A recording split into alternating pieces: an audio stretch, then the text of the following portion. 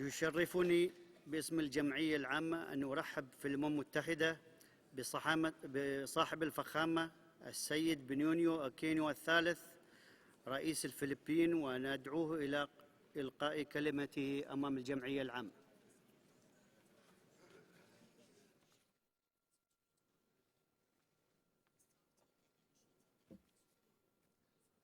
Mr. President, allow me to convey the greetings of the Filipino people to you and the delegates gathered for the 65th session of the UN General Assembly.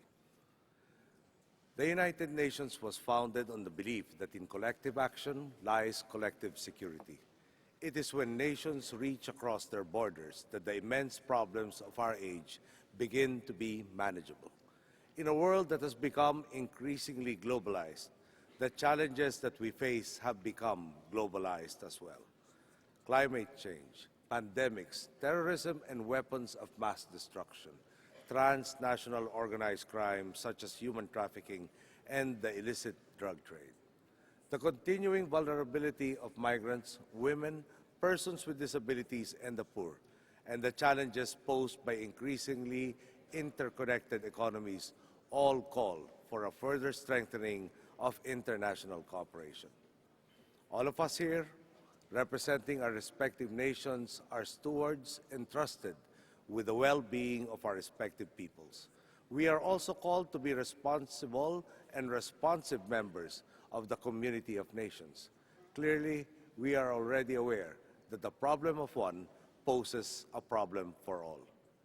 Any solution, then, depends on us recognizing that each of our nations does not exist in a vacuum, but rather in an increasingly interdependent global milieu.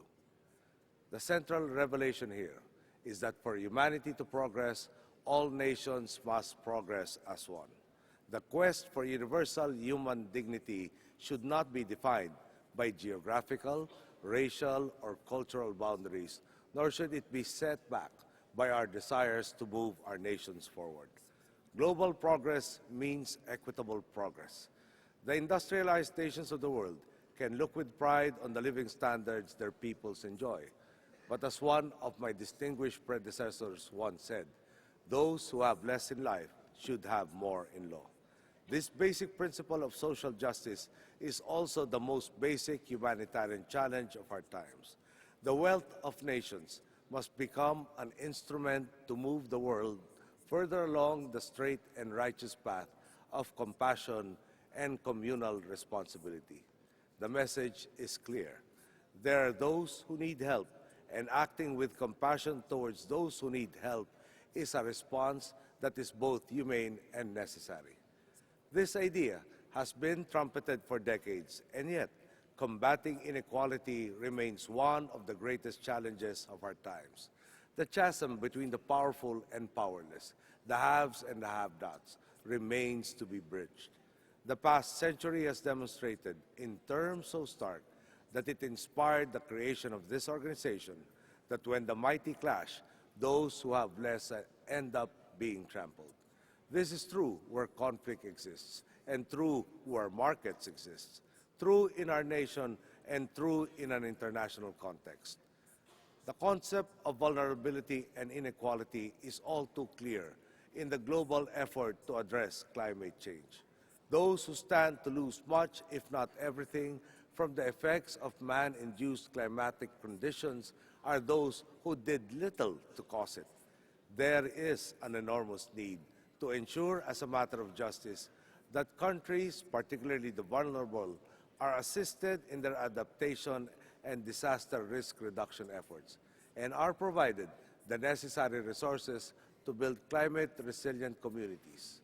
They should go hand in hand with ambitious commitments by major economies to significantly reduce global greenhouse gas emissions.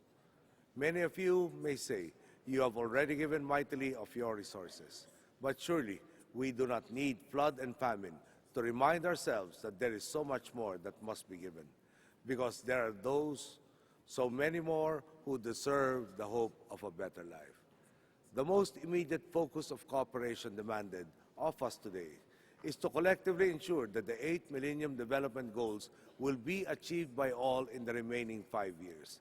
This is a daunting task, and we are all aware that national resolve has to be complemented by bilateral, regional, and multilateral cooperation.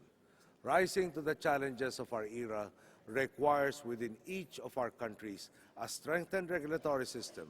This does not mean a cumbersome, intrusive government, but rather a government that allows private enterprise to thrive while ensuring that they remain cognizant of their social responsibilities and empowers them in turn toward fulfilling these responsibilities. Many governments are tackling this challenge, including the government of the Philippines. Our administration's pledge to channel the gains we might reap from public-private partnerships into social services like those in health, education, and poverty alleviation.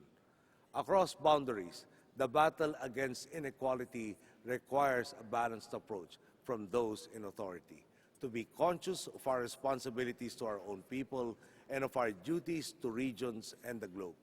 Already, we are witnessing a rethinking of traditional paradigms, a shifting of our focus towards ensuring that the global system does not leave anyone behind.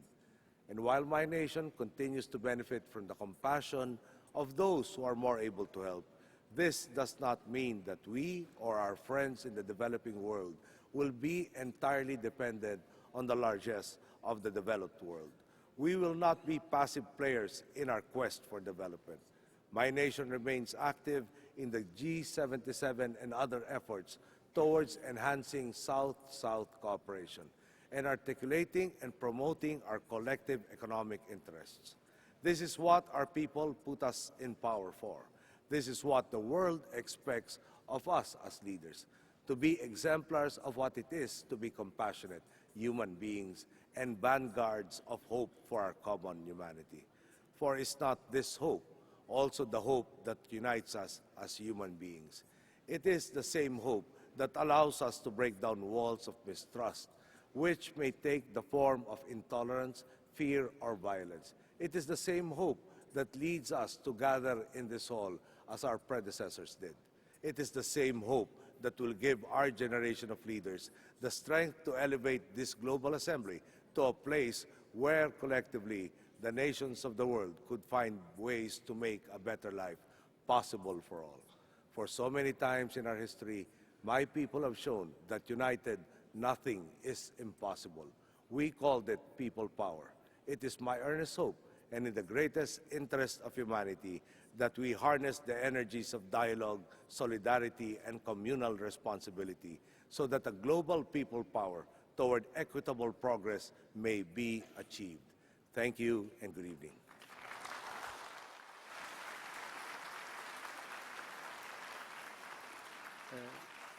باسم